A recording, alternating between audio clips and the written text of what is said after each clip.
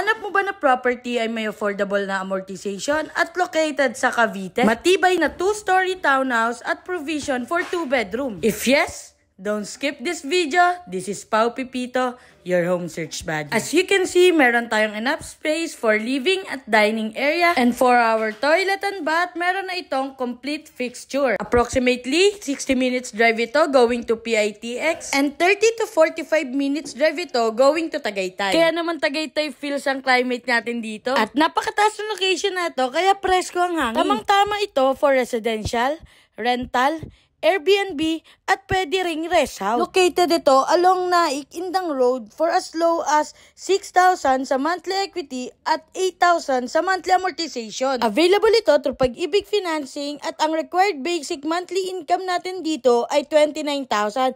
Guys, pwede tayong mag-add ng co-borrower para ma-meet natin ang required basic monthly income. Provision ito for 2 bedrooms. Kaya naman if interested ka, just send me direct message para ma-schedule na natin ang exclusive house viewing, mama. Bye-bye!